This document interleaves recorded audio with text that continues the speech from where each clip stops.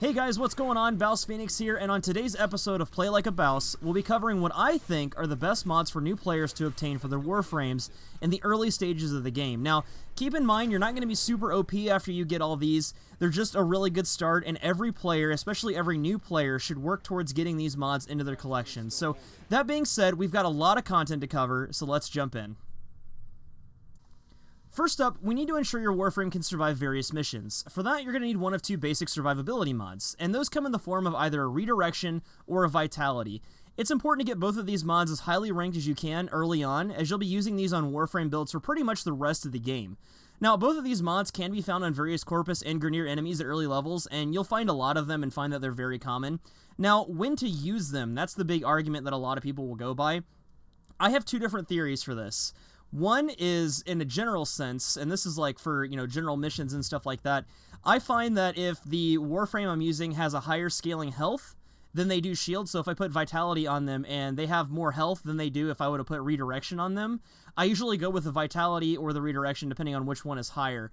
Alternatively, you can look at what type of enemy you're fighting. This is really important, especially at late game, because if you're fighting infested enemies, they do a lot of straight health damage. They do toxin damage, which will bypass your shields, and your shields will basically be useless unless you're getting hit by a melee attack. So you want to try to have a lot of Vitality in a situation like that. Same thing with Grineer enemies. A lot of them do slash-based damage with their weapons, which also goes past your shield. But then you have enemies like the Corpus that they don't do anything like that, some of them, and it's really good to have a lot of shield. So it really just depends on what you're going up against, and you have to make that distinction yourself. So those are kind of my two theories on when to use either Vitality or Redirection.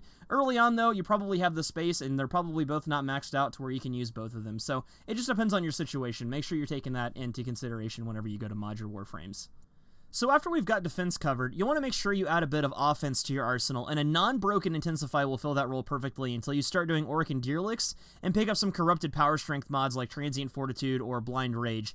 And I say non-broken Intensify because that's what you run across really early in the game, so you'll be coming across a lot of these broken mods. Don't worry about maxing those out. They're a total waste of time and a waste of cores because you'll get a better one very soon afterwards. So Intensify is a fantastic and versatile mod that you'll still be using on quite a few Warframe builds late into the game. I use this for a lot of different builds. It's just 30% power strength. Very nice. It's not going to be super OP early on, but it's a staple mod that every player should have. Now, to get this mod, you'll need to fight either Captain Vor or Alad V. Also, you can do missions on Apollodorus, and that'll help you get this mod as well. So this is definitely one you want to go for pretty early on so you can get that power strength in your builds and be a little more versatile. Alright guys, so next up on our shopping list, you want to acquire the mod Floo.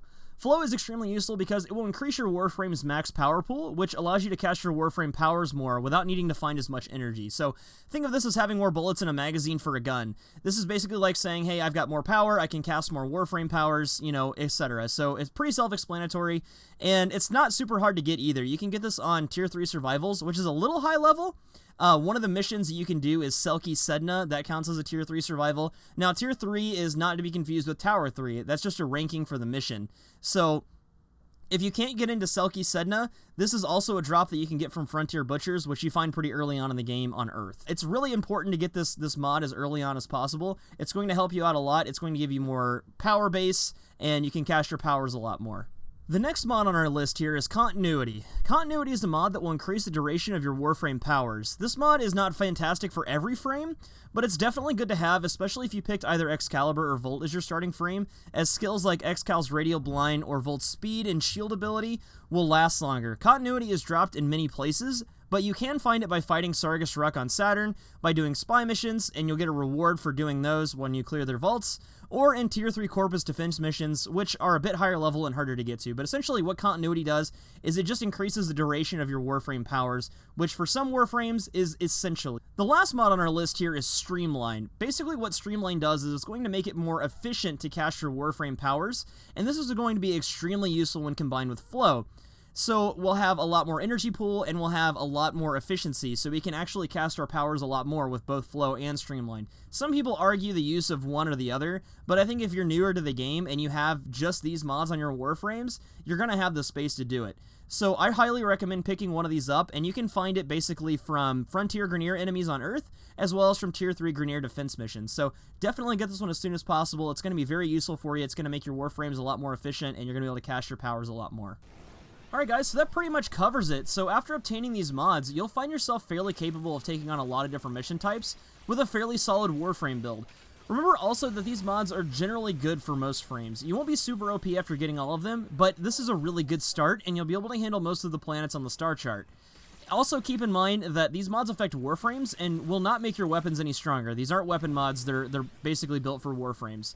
Now, I will be doing a video covering mods for different weapons soon, but until then, your goal should be to acquire these basic mods, and then maybe start trying to get into Orc and Deerlick missions so you can start farming corrupted mods, which are going to round out your builds and make them a lot more specialized. Until then, I hope you guys have found this helpful as new players. If you did like what you saw here, don't forget to like and subscribe. That really helps me out a lot.